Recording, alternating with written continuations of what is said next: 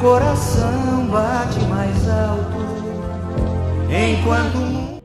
Muito bem, pessoal, o vídeo de hoje é um vídeo diferente, é um vídeo de respostas. Então, ao invés de ficar respondendo os comentários que as pessoas fazem nos vídeos, que são poucos ainda, né? O canal é pequeno, o canal ainda não tem mil inscritos, então eu acho que já é um bom momento, eu estava pensando nisso, é um bom momento da gente organizar, já desde o começo, como será o projeto de atendimento do canal. Então, o YouTube, como vocês sabem, permite que você coloque comentários lá sobre cada vídeo, não necessariamente na ordem que os vídeos são postados, na ordem que você quiser, conforme você assiste, como diz inclusive o nome, né? YouTube é o seu tubo, é a sua televisão, você é sob demanda, você escolhe o que você quer ver.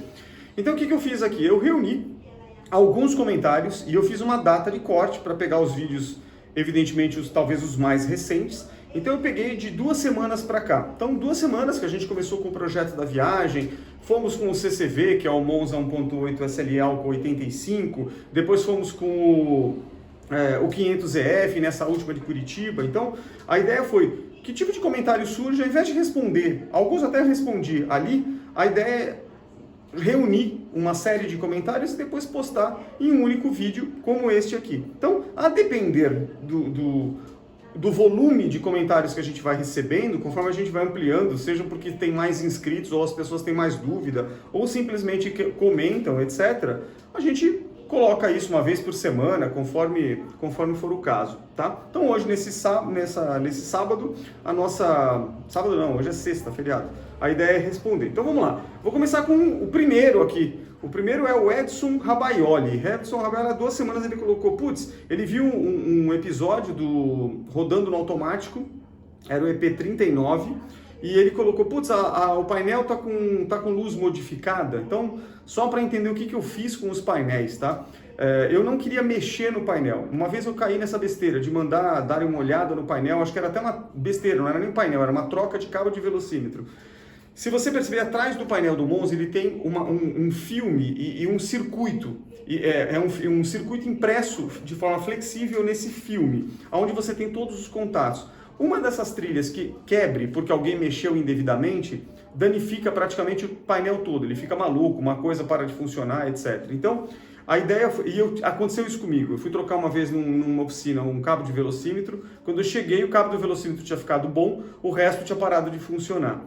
Foi um drama, foi meio dia de trabalho de um outro rapaz na época para refazer as trilhas para conseguir deixar o painel em ordem. Então eu falei, cara, não vou mais mexer nisso. Então o que eu fiz conforme as lâmpadas foram queimando? É um trabalho, você tirar aquela lente, isso é fácil, são 2 parafusos. Depois você tem mais 2 parafusos internos, você saca o painel com cuidado, desconecta o cabo de velocímetro, o chicote principal ali atrás, e aí você começa a trocar aquelas lampadinhas. Então, o meu projeto futuro é trocar todas aquelas mini lâmpadas, que acho que são agulhinhas, eu não lembro como é que chamam aquelas lâmpadas bem pequenininhas, acho que são lâmpadas de 3 ou de 5 watts, agulhinha, acho que é o nome. A ideia é trocar todas por LED, tá? Porque, em teoria, o LED vai durar muito mais do que a lâmpada halógena, né? Ou a lâmpada com filamento. Enfim, mas ainda não deu tempo de fazer isso, então eu fiz uma solução paliativa. Fita de LED de 12 volts, coloquei lá um trechinho e liguei automaticamente no próprio fio do painel, que é o mesmo fio que vai para o acendedor de cigarro e tal. Então, no momento que você liga a lanterna, aquilo se acende. Então, o bom da história, eu não cortei nada, não precisei tirar o painel, eu coloquei depois do painel e antes da lente de proteção, que é o acabamento principal do Monza. Então, ninguém sabe que aquilo está lá e à noite ele ilumina o painel por cima. É o ideal? Lógico que não, mas ele me atendeu super bem. E o melhor, essas fitas de LED já está há anos ali, não queima, então acabei deixando. Então foi isso que eu fiz, o Edson. Vamos ver o que mais temos aqui. Além de 2 semanas, depois teve também... o Edson fez uma outra pergunta, ele acaba participando até bastante, né? Sabe dizer se a gasolina é injetada automaticamente? Esse era o vídeo também. Esse já é do Monza CCV a álcool.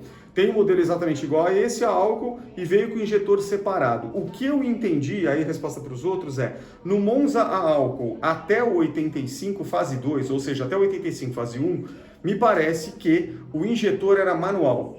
E isso, você tinha um botãozinho, como se fosse daquele da luz de neblina, aquele cinzinha que você aperta, ou do temporizador do desembaçador traseiro, você acionava aquilo e ele injetava a gasolina. Ou seja, o controle da injeção de gasolina para dentro do carburador, do reservatório para dentro do carburador, estava na mão do motorista. No Monza, já o 85 fase 2 para frente, isso mudou, ficou automático. Então, e aí eu fui entender também o que era isso. Então, no momento que você vai ligar, você ligou a parte elétrica e dá a partida no carro, existe um sensor, é um sensor de temperatura plugado praticamente em cima da válvula termostática do carro. O 500EF também tem isso, mas para outro fim. Então você tem um sensor de temperatura, no modelo a gasolina não tem. Esse sensor de temperatura, obviamente vai um fio, o aterramento é feito pelo próprio motor, né? Vai um fio ali, e aquele sensor tem uma resistência interna que vai variar de acordo com a temperatura do líquido, ou de arrefecimento, ou da água, enfim, que você tem lá dentro. Quando está abaixo de uma determinada temperatura, que eu não sei exatamente quantos graus Celsius ele trabalha, ele dá um comando, ele fecha o circuito e no momento que você liga a chave e dá a partida, a luz de injeção laranja do lado da luz da bateria acende no painel e ele aciona o motorzinho do reservatório. Então o reservatório manda a gasolina para dentro do carburador para facilitar a partida.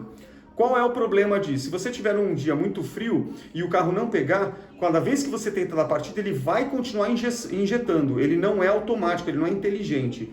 Algumas dicas, que inclusive quem me deu foi o Felipe, lá dos Monzeiros de Curitiba. Ele falou, Sérgio, quando não pega na primeira, eu abro o capô, desconecto o fiozinho e tento mais partida. Por quê? Porque aí eu paro de injetar a gasolina, senão eu afogo o carro.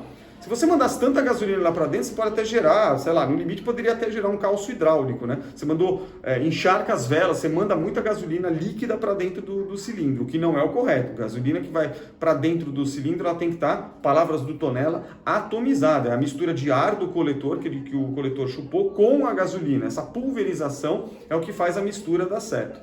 Então você não pode jogar líquido lá dentro. Dá calço mesmo, ou molha as velas e aí não vai ter faísca e aí vai dar um problema. Então, essa é a resposta, o Edson, e para os demais. Então, nos modelos mais recentes, ou seja, o 85 fase 2 para frente, esse negócio era automático. Que mais? O Pedro Tanque também, ó, no Ford Focus, aí ele estava comentando também nesse mesmo vídeo, no EP40, no Ford Focus o meu pé que está no acelerador cansa, devido à inclinação do pedal e tal. Aqui ele está falando da ergonomia. Antes da viagem eu estava comparando entre viajar com o Logan, que obviamente é um carro muito mais moderno, etc., com mais segurança e tudo que eu falei, e o Monza, que é um carro antigo, sem a segurança devida, não tem airbag, não tem ABS, uma série de coisas.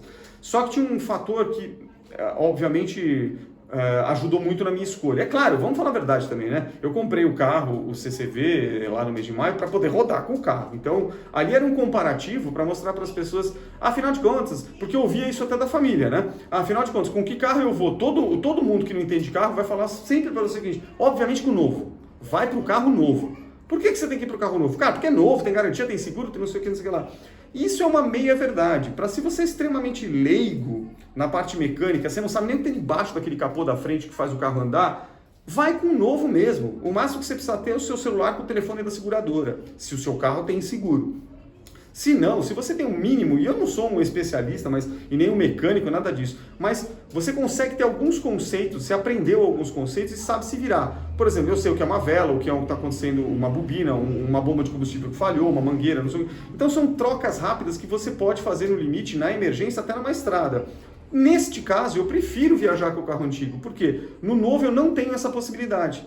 Eu não vou andar com isso, nem sei mexer. Eu não vou plugar um scanner de módulo no Logan, por exemplo, se ele parar quando acender alguma coisa no painel para descobrir. E outra, ainda que eu descubra o que é, muitas vezes eu não posso nem andar com o carro, ou muitas vezes o sensor ou alguma coisa que deu problema, eu não vou ter no porta-mala em estoque. Conclusão da história, eu, Sérgio, prefiro andar com o carro antigo. Eu me viro melhor, obviamente, com ele.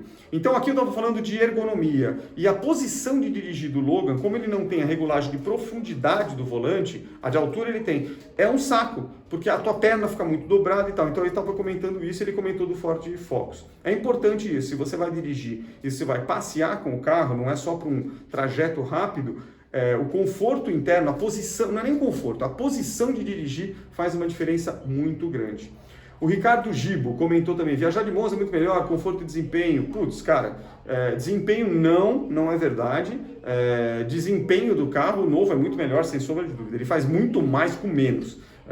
tem mais torque, os carros modernos são muito melhores, sem sombra de dúvida. Agora, conforto do Monza, claro, suspensão extremamente boas, aquelas molas helicoidais, né, que fazem espiral e em forma de balão, ela começa assim e faz assim, um balão. Por quê? Porque no momento que ela se contrai, porque você passou em algum buraco, alguma coisa, conforme a suspensão traseira vai fazendo, um elo da mola entra praticamente no outro. Ela tem um curso maior. Nos carros modernos, a espiral é uma reta, então qual é o limite dela? Quando todos os elos se encontram, né? Então o Monza ele foi conhecido também como suspensão traseira, embora seja um eixo rígido, não é multilink, nada disso, é um carro bem resolvido nessa parte, por isso que muita gente gostava, inclusive.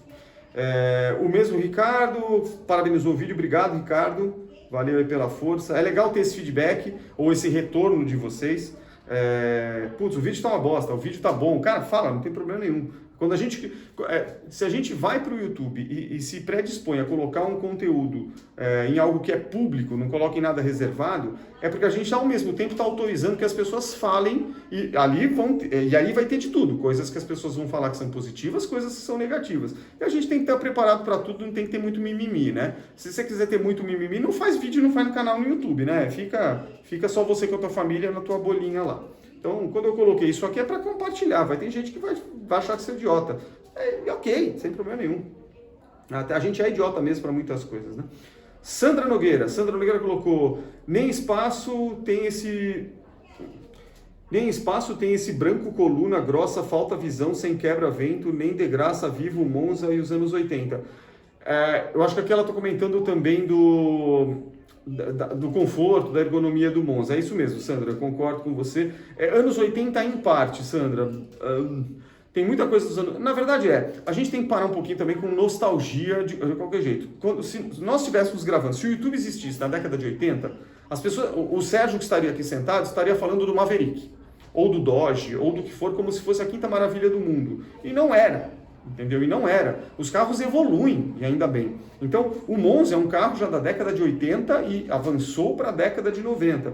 E outros carros vieram na década de 90, nos primeiros anos dos anos 2000. Nós estamos agora praticamente, daqui a pouco, entrando em 2022. Os elétricos vão tomar conta. Eles vão ser muito mais seguros, muito mais eficientes, muito mais resolvidos, muito mais tecnológicos. Então, quer dizer, a gente gosta de carro velho ou antigo, legal, porque gosto, é simplesmente um hobby, entendeu? Então, a gente não pode rotular. Carro de hoje não presta, é plasticar. Graças a Deus que é plasticar. As pessoas não morrem quando bate. Bate no dojão, já comentei isso no outro vídeo. Tô achando que se sai vivo é muito... Eu tinha um Aero Willis, dá uma frontal com Aero Willis em alguma coisa, vê o que sai de lá. Sai corpo, né? Faz uma frontal muitas vezes num carro moderno. Sai o airbag e você sai inteiro, muitas vezes até andando. Então, pelo amor de Deus, não tenha dúvida que a indústria automobilística, graças a Deus, evoluiu muito, né? Então, tem que tomar só um cuidado. Podemos gostar de carro antigo, joia, eu também gosto. Mas não adianta querer falar que tudo que é novo não presta. Não, pelo amor de Deus. O Cleiton Alves, Monza é Monza. Quando a GM prezava pela qualidade. Cara, a GM, eu acho que não é só a qualidade. Era um momento, Cleiton, é um momento histórico, tá? Eu vivi como adolescente, eu não tinha idade para ter carro naquela época, quando os Monzas foram lançados. Eu sou de 71, eu tinha 12 anos, 13 anos quando o Monza foi lançado. Então, meu tio teve Monza e tal. Meu pai não, porque meu pai já era mais das antigas, ele tinha Variant 1600 e para viajar uma Caravan Commodore 4 cilindros, que já era uma nave também e tal, era uma 79. Enfim, mas... não é que a GM, eu não acredito que a GM hoje não preze pela qualidade. Primeiro problema, qualidade do carro e segurança não é mais a fábrica, é a legislação. Então, carro não emitir poluente, carro com downsizing, que eles chamam, que é o quê? Motores menores e até mais fortes. Hoje em dia você pega carro turbo 1.3 que dá pau de longe no V8, meu amigo. Então, assim, o que mudou? Mudou a tecnologia. Então, as fábricas têm que seguir um padrão mundial. Segundo, elas têm que fazer um produto que venda. Não adianta você ter o melhor carro do mundo que ninguém vai poder pagar. Outro dia eu vi um vídeo do Lucas, do carro-chefe, ele estava mostrando uma BMW M5 2013, V8 biturbo. É um espetáculo, 1.800 quilos de peso, ele fez um vídeo excelente. Eu não teria nunca. Primeiro que eu não vou conseguir pagar aquela manutenção de um carro desse quando ele tiver um problema, porque ela continua sendo uma manutenção de uma BMW. E outra é, quem hoje em dia vai gastar 5 por litro por ter uma BMW V8? Cara, você precisa gostar bastante. Qual a ideia? Tesla, amigo. Né? Então, acho que as fábricas continuam prezando pela qualidade. Se ela fizer uma coisa muito vagabunda, cai, como aconteceu, tem produtos que muitas vezes surgem, o público simplesmente faz a melhor decisão do mundo, não compra. E quando a fábrica vê que o produto não vende, ela tem que encerrar a produção. E aí todos aqueles milhões de reais ou de dólares ou da moeda que for, que ele investiu na linha de produção, em fabricação e compra de peças para ter o primeiro estoque de reposição e tudo, toda a estratégia de marketing. Vai comprar, por exemplo, espaço na Globo ainda hoje, em pleno século XXI, no Jornal Nacional ou nas mídias, e quaisquer que sejam, para você vender carro. Vai pagar uma produtora para fazer um vídeo de 30 segundos de um carro. Então, assim, tudo isso custa muita grana. Então, você tem que pegar todo esse pacote, é receita de padaria, pega todo esse pacotão que você investiu e coloca numa conta planejando que você vai vender tantas unidades. Então, se a fábrica fizer uma besteira muito grande, simplesmente ela não vende. E a GM hoje ainda vende pra caramba. Eles perdem, pelo menos nas tabelas que a gente observa em revistas como Quatro Rodas e tudo, perdem pra Toyota, perdem pra Volkswagen, mas assim, a GM no Brasil vende. O Onix é um dos carros mais vendidos até hoje. E não tô aqui julgando se ele é bom ou se é ruim, tá? Então, cuidado, Cleiton. A gente gosta do Monza, eu acho que ele tem uma puta qualidade, mas era aquele momento. Banco de veludo, década de 80. Ninguém vai imaginar fazer veludo hoje, por enquanto. Chevette TV, pedágio tem demais. Aqui ele está falando do vídeo EP41, São Paulo para Uberlândia, que ele fala que tem muita paisagem de café, e depois tem muito pedágio. Tem, é verdade, comentei isso no vídeo, mas lembrando o negócio, a estrada, a Anguera no caso, SP330, tapete, cara, tapete. Valeu os R$96, achei caro, mas valeu. O carro não trepidou na estrada por 400 km ou mais. 600 km. Fábio Kotler, há 2 semanas, aí ele estava mencionando, lindo Monza, tem um 86, 4 portas, está reformando devagarzinho, não vende por nada. Em relação aos pneus, muito difícil achar um 8570 13, estava pensando em passar as rodas de 10 para 14. Não, Fábio, não. Primeiro, assim, sim e não, né? Se você quiser transformar a tua roda em 14 ou 15, cara, o carro é seu, faça do jeito que você quiser. Existe uma coisa que eu aprendi quando eu reformei o automático, o carro é meu, eu pago por ele. Se eu quiser pintar de rosa com bolas vermelhas, eu pinto, cara, não tem problema nenhum. É um problema meu. Do mesmo jeito que um dia eu pintei ele inteiro de Color Jean, ficou uma bosta, mas eu desfilava na rua com aquela porcaria que eu fiz. O carro é meu, eu faço o que eu quero. Então você tem todo o direito de fazer a troca que você bem entender de acordo com o seu gosto. Mas se você está fazendo a troca da roda de 14 para 13 porque não acha pneu, calma, porque nós tivemos um evento de pandemia. As fábricas pararam de vender porque o mercado acabou de uma hora para outra. Então, automaticamente os estoques do 18570 13 foram consumidos porque a fábrica não ia colocar matéria-prima para vender alguma coisa, sabe-se lá, para Monzeiro ou para dono de Del Rey. Então, isso foi naquele momento que eu comprei o CCV, em maio, você não achava esse pneu em lugar nenhum.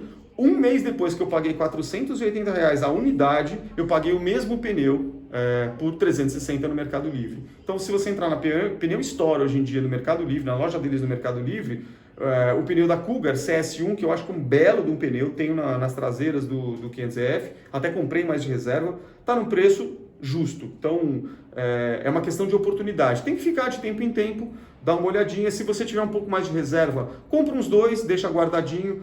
Vou comprar 10 pneus. Bobeira. Se você anda pouco com o carro, você vai comprar 10 pneus. Daqui a 5 anos eles vão perder a validade, a borracha vai ficar ressecada e você jogou dinheiro fora. Então, compra só aquilo que você pode precisar no curto ou médio prazo, eu te diria, tá? Que mais? A Sandra também.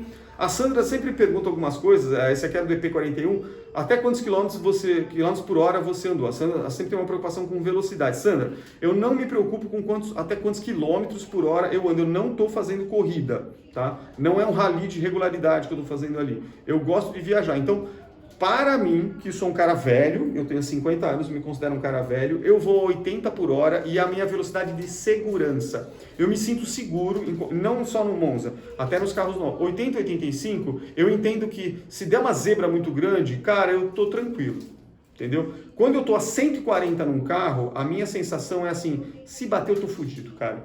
Então, desculpa o palavrão. Então, eu não me preocupo com quantos quilômetros eu ando. Tem horas na estrada que eu vou até 100, até 105, eventualmente até 110. Mas eu tenho uma mania, e é uma coisa minha, de basicamente eu não ultrapasso os limites de velocidade. Se a placa de 100 é o máximo que eu vou chegar. E isso eu aprendi desde que eu tirei carta 30 e tantos anos atrás, lá em 89. Raramente eu tomei multa na minha vida durante todos esses anos de carta, tá? As multas foram por imbecilidade minha mesmo, tipo andei fora do rodízio, coisas assim. Então não é mania minha. Cleiton Macedo mandou também, parabéns Sérgio, adorei o vídeo, quero trocar ideia, pretendo ir para Bahia. Cara, esse é o canal pra gente trocar ideia, coloca aqui, a gente vai trocando ideia sem problema nenhum. A ideia daqui a pouco é fazer uma live, estou pensando nisso também, então fique tranquilo, esse aqui é o nosso canal para comunicação. Show de bola essa ideia teu de... Você tem um SLE 86 2.0 e pretende ir para Barreiras, na Bahia. Show! Legal é você montar um videozinho dessa viagem, vários takes, é bem legal. Carro em movimento é sempre um prazer de assistir vídeo, gente. Carro de cavalete ou de garagem, tem muita gente que gosta, eu não dou a mínima, não pago que nem as pessoas pedem, para vocês terem uma ideia. Eu gosto de carro velho ou carro antigo andando, tá? Que mais? O Cleiton tá falando que ele mora em Rua, São Paulo, beleza, ele comentou no 42, no EP 42, que era Uberlândia, Brasília. Legal. A Águida, há uma semana, também no EP 42, estou à procura de um Monza também, só que não está fácil de encontrar. Encontrar uma, porém, o valor muito... encontra, porém, valor do meu Astra 2010. Faz parte da vida, Águida, não vai ter jeito. Eu vou te dizer o seguinte, há 15 anos atrás, se você quisesse comprar um Opala 4 cilindros, você quase achava. Não é bem assim, se você pesquisasse com algum critério, não pegasse qualquer carniça, você encontrava num preço relativamente justo. Hoje em dia você não vai achar Opala por menos de 70 mil reais, se tiver em boas condições.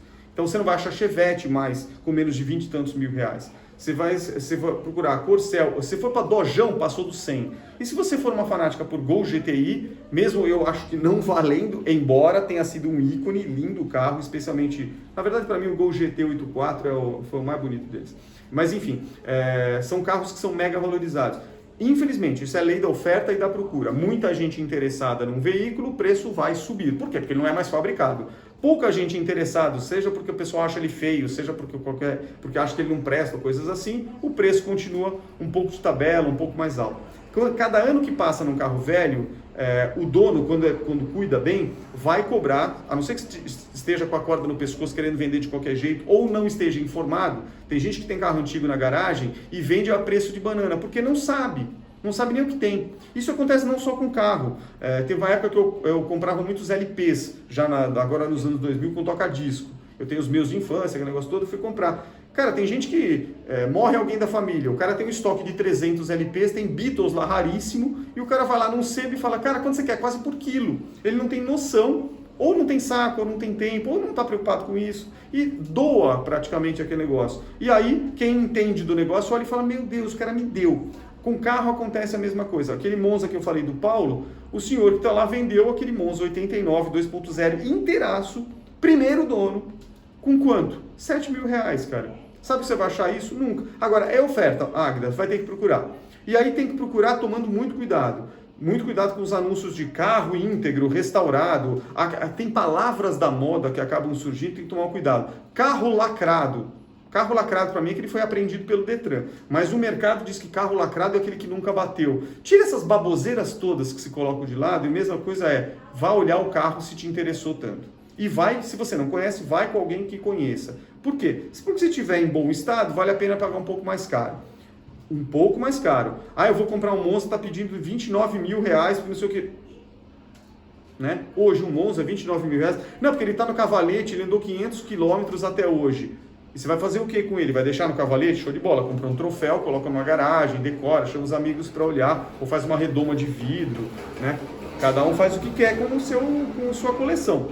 Não, eu vou comprar porque eu vou rodar. Cara, vai ter problema, meu amigo. O carro ficou parado 30 anos, rodou pouquíssimo, vai ter problema. Vai ter que fazer freio inteiro, vai ter que fazer um monte de parte de borracha.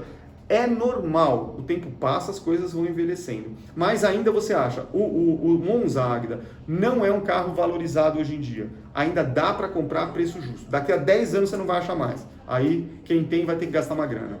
Tá? O que mais? Tem outro aqui, Rafa Grilo. Abastecer no posto do Décio de Uberlândia. Cara, provavelmente sim. E ele viu porque era da cidade dele, no IP42, show de bola.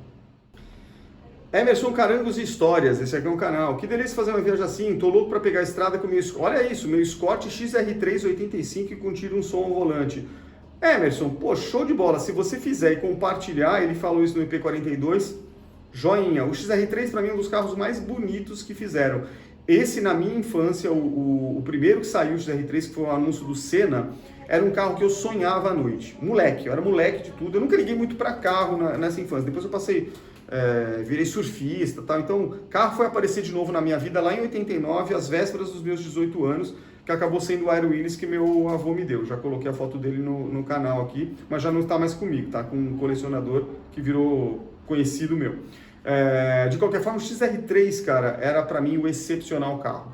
Eu achava, não estou aqui discutindo, o motor é fraco, porque não sei o que, cara, mas era uma revolução, cara. Antes até do Monza, eu acho que o XR3 me chamava mais atenção. Depois do Monza, eu acho que o Monza ganhou uma parcela grande. Mas enfim, show de bola. Essa é uma viagem que vale muito a pena. Acho que... E outra, faz contar a história do carro, né? Ninguém melhor que você dirigir teu carro e vai.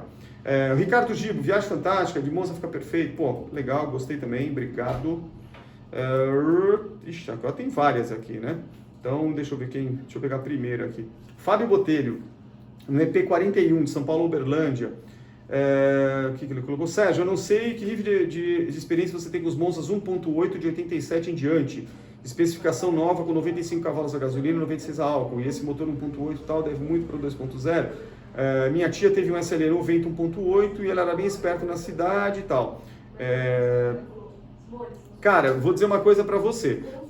Eu sinto uma diferença grande entre o 1.8 meu, que está no documento como 99 cavalos, pelo menos é o que está lá no documento, e o 500EF, que está no documento como 116 cavalos. Mas são realidades bem diferentes. Primeiro, litragem maior, tem 200 ml a mais ali, então 50 ml por cilindro já de cara, de 1.8 para 2.0. Segundo, não é a carburadora, é injeção multiponto, e isso fez sair de 99, ganhou 15 cavalos só por causa da injeção. Então, é um outro patamar. Dá para sentir muito? Dá. Lembrando que os dois carros são velhos. Então, quer dizer, o 500EF está com 255 mil quilômetros. Eu peguei com 40 e poucos mil quilômetros aquele carro, rodei tudo isso em 20 anos aí que ele está comigo. Então, é um carro que em breve, em algum momento, que ele ainda não está fumando, eu vou fazer uma retífica. Aí o motor deve voltar com mais vigor.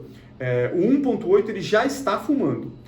Não faz aquela nuvem de fumaça quando anda, não, mas ele é um motor com 118 mil agora, talvez por ter ficado parado muito tempo, não está muito legal. Não está baixando muito o óleo, né? Tanto é que a gente foi viajar e tal, mas é um motor que a gente vai ter que fazer em uma hora ou outra. Não é um grande problema, fazer um motor de Monza, nós estamos falando de 5, 6 mil reais, uma retífica completa, com garantia, etc, etc.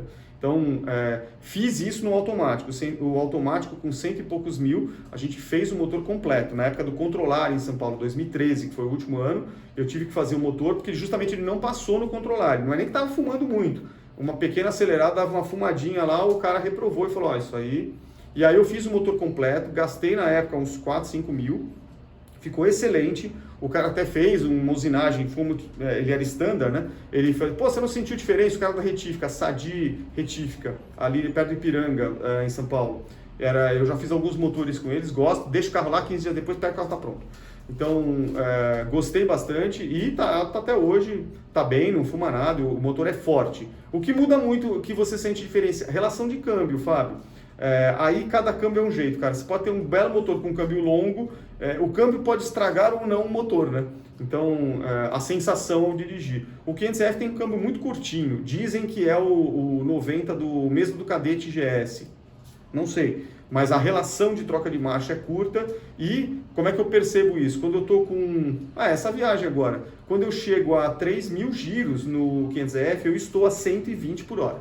Quando eu estou a 3.000 giros no 1.8 a álcool, eu estou a 100 km por hora. Então, relação de câmbio. Né? Ricardo, ótimas notícias de Brasília, falando do EP43, obrigado. Que mais? Clássicos BR, CCV na estrada, gostei de todo o vídeo. Se assemelha com o meu Monza também em rodovias. Um abraço, obrigado, clássico. Aí ele comentou também num outro, falando igualzinho ao meu 87, ele tem um Prata Andino, interior grafite, morou em Curitiba, mas veio da Metrocar Jabaquara. Que já teve várias partidas a frio curitibanas, na época eu estava comentando que como é que é o álcool numa partida num local frio, né? Tá sensacional. E ele tem, e ele tá comentando também o pneu, né? Ele tem também um Grand Prix S no step, mas em viagem ele prefere consertar do que trocar.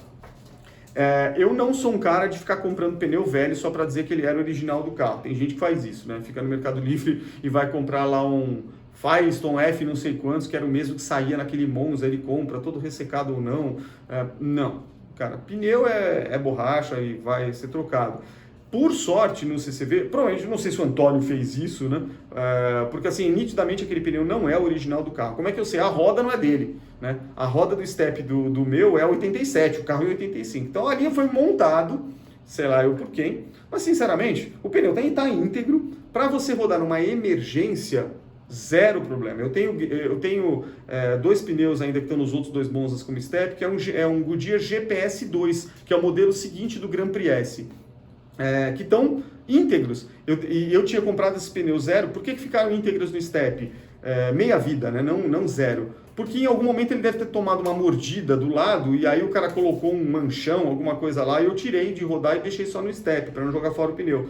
Ficaram, são os steps que eu tenho. Para você, o pneu furou, você não consegue resolver ali numa emergência, põe esse para rodar até um borracheiro. Agora, vou ficar rodando com um pneu velho assim? Nem pensar. Pneu ressecado é risco de problema com o carro. Pneu, por isso que eles têm validade por 5 anos, não é para rodar. Então, o clássico aqui tá certo. O pneu antigo, você pode deixar ali, mas não é para rodar. Dá para... outra coisa que é legal, uma dica que eu dou. Você pode ter um kit de reparo. Sabe aquele kit que tem um alicatezinho que você coloca aquele manchão no caso de furo? Ele é útil para furo, com prego, etc. Agora, se rasgou o pneu, não vai ter jeito, né? O pneu está condenado. Mas na maior parte dos casos, quando ocorre o furo, você consegue resolver. Mas ainda, dependendo, você vai ter que sacar a roda. Uma outra situação que eu tenho com um pneu sem câmara, que pega um prego, que vai murchando aos poucos, leva uma bomba, manual que seja. As elétricas eu não dei sorte com nenhuma, aquelas ligaram no acendedor do carro, elas pifam rápido, esquentam muito e pifam. Eu peguei uma bomba dessas de encher, tem um manômetrozinho, que sabe você ver a pressão, e de encher bicicleta, aquela parece detonador de dinamite do filme dos desenhos do Pica-Pau. Cara, aquilo eu encho pneu. Então no momento que o pneu tá baixo, não sei o que, eu jogo 40 libras ali com algumas bombadas e um pouquinho de exercício, que é o que eu preciso para chegar num borracheiro, e aí ele que levanta o carro, troca o pneu, não preciso nem tirar o step. Então, hoje em dia, para todos os carros, sempre a gente deixa uma bomba no porta-mala. Na emergência, até vizinho eu já salvei com isso. Falar, a mulher ia trocar lá. Não precisa, cara, deixa eu encher teu pneu, vai correndo ali no posto, troca. Não precisa ficar pondo macaco, etc. O Edson colocou... o Edson estava colocando do 500EF no EP43, né, de Brasília para o Pedro, ele estava falando que se era mais gostoso de guiar. Cara, gostoso, eu ainda acho que o CCV 1.8 álcool ele é mais gostoso. O fato de não ter a direção hidráulica, eu me sinto mais seguro. Eu acho a direção muito mais firme do que o próprio 500EF, que é hidráulica, mas não é progressiva. Então ela fica, eu acho que ela é meio boba, passou do 100 e pouco, ela fica meio boba. Então, agora, conforto e estabilidade do 500EF, eu acho legal, mas por quê? A mecânica e a suspensão é exatamente a mesma. O que mudou? O banco do 500EF, ele é mais duro, é como se fosse um banco concha, não é bem concha, mas ele tem esses apoios laterais que são mais... são maiores do que o de veludo, então você se sente mais seguro no carro, sempre foi assim. Essa que é a diferença. Que mais? Júlio Miller comentou num vídeo super antigo de trocas de vela do Monza. Amigão, essa troca influencia no consumo? O meu tá manco, andando no máximo a 120, 130 e bebendo igual um V8. Bom, 120, 130 tá andando bem, né, cara? Pro Monza, mas eu não entendi o que você... Manco, eu acho que assim, vai influenciar, eu até respondi para ele, vai influenciar a vela no consumo? Provavelmente consumo tudo influencia, mas eu acho que o que mais vai deixar ele manco, ou melhor, o problema da vela, pelo menos que eu senti quando eu tinha problema de vela em algum carro meu, que ela já estava velha, é que ele começa a falhar.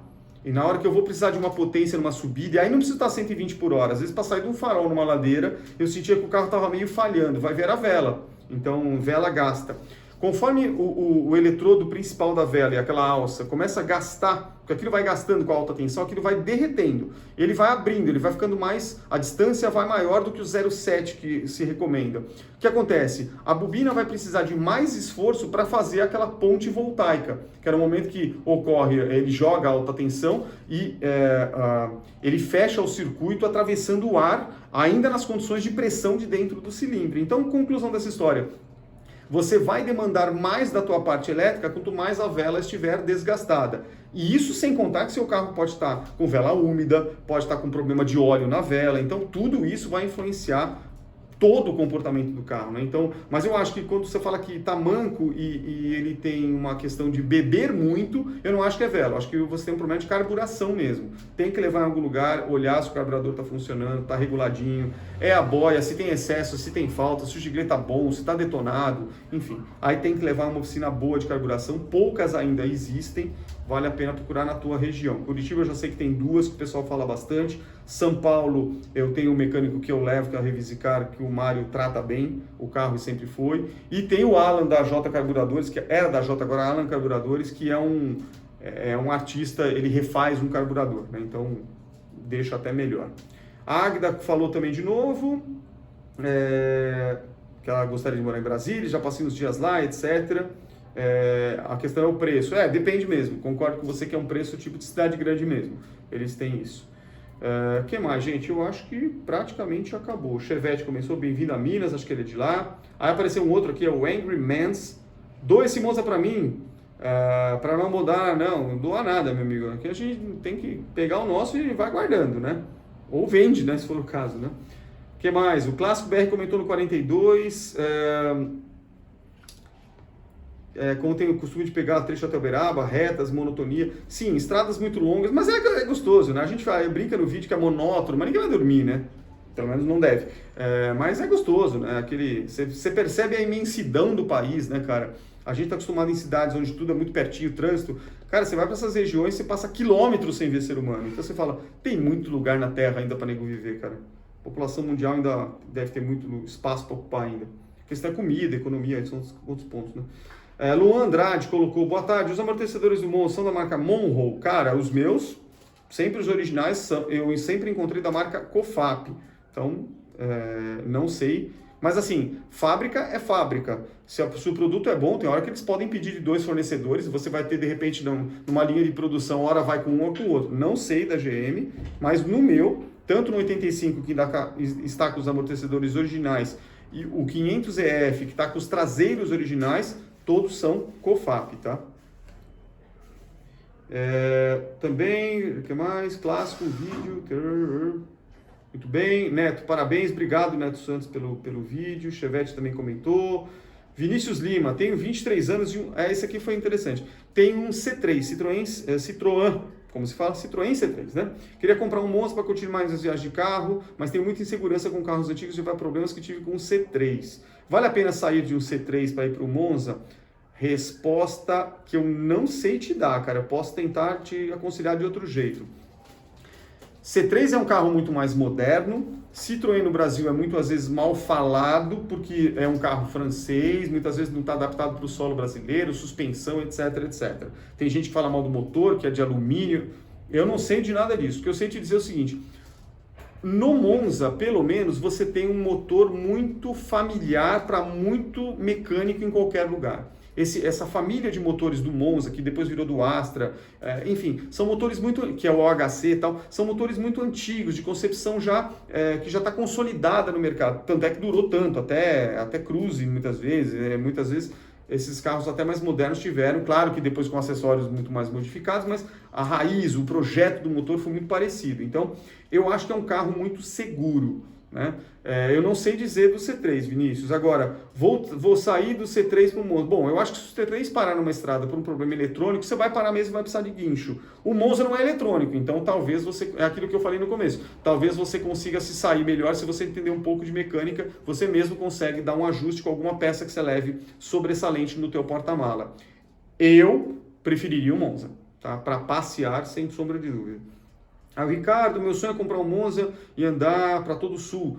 Cara, já fiz isso, vale a pena. Sul do Brasil tem estradas muito legais, cidades muito legais, enfim, é um belo passeio, e num clima mais frio, que também, no meu caso, me agrada. O que mais? Acho que acabou. Rodrigo Aragão eu conheço, ele colocou 500EF, a melhor Monza que já fabricada, injeção sensacional lá. Rodrigo, putz, eu sei, ele é proprietário de um belo 500EF vinho também, que ele restaurou. Eu encontrei o Rodrigo há anos atrás, no último encontro de monzeiros do Brasil que teve em São Paulo, no Shopping D. Fiz até umas imagens, fiz uma rápida entrevista com ele e tal. Então, Rodrigo, eu gosto muito do 500EF, cara. Mas a gente acaba percebendo que a gente vai tendo paixões diferentes pelos carros. Então, gosto muito do 500EF, mas o CCV eu acho que é muito legal, e o automático eu acho que tem uma pegada muito diferente também. Então, esse é muito particular. Agora, claro, o 500EF tinha um ponto importantíssimo. Era o carro, na época dele, em 90, quando ele foi lançado, o primeiro GM com injeção eletrônica no Brasil, ele foi o carro mais caro do Brasil. Ele passou o preço dele de forma louca ou não, que era para colocar só os entusiastas, que era o cara de 45 anos, com muito dinheiro no bolso, para se parecer com o Fittipaldi, que era uma imagem de sucesso, tinha acabado de ganhar as 500 milhas de Indianápolis. Então eles colocaram um preço absurdo, mais caro que o Diplomata 90. Era mais caro o Monza 500F. Poucas unidades produzidas, claro, porque ninguém ia ficar pagando por aquilo, mas tinha tudo do que tinha, entre aspas, quase tudo, né? Do bom, do melhor. Se você for comparar com um carro europeu, aí é outra pegada. Nessa época já tinha cara com ABS, já tinha cara não sei o que, e o Monza não tinha nada disso. Mas também você não ia refazer a planta inteira da GM do Brasil para colocar um monte de coisa no Monza que ia produzir poucas unidades. Ali era uma série comemorativa, então focada em desempenho e para não ficar atrás da Volkswagen, que começou e lançou um negócio chamado Gol GTI, meu amigo. Então a GM não poderia ficar atrás. Então, nesse sentido, sim, foi o melhor Monza da época. Mas um outro Monza que eu não tenho, mas que eu acho lindo, o High-Tech, se não me engano, 94, com aquele azul. Já é o Tubarão, com painel digital. Cara, fantástico o Monza também, né? E com freio a disco nas 4 rodas, ABS, enfim. E o último comentário, 2 dias atrás, que eu coloquei Curitiba-Lapa no 500EF. Vídeo excelente, imagens lindas, estou planejando comprar meu Monza para fazer viagens como esta. Muito bem, Ricardo. Então, gente, vídeo longo, mas fiz um catadão de todas as dúvidas aqui do canal e depois me respondam. Vale a pena continuar com isso? Vou fazendo semanal, de acordo com o volume? Vocês decidem. Esse aqui é um vídeo onde eu não estou mostrando nada, eu só estou respondendo as perguntas. Fechou, fui!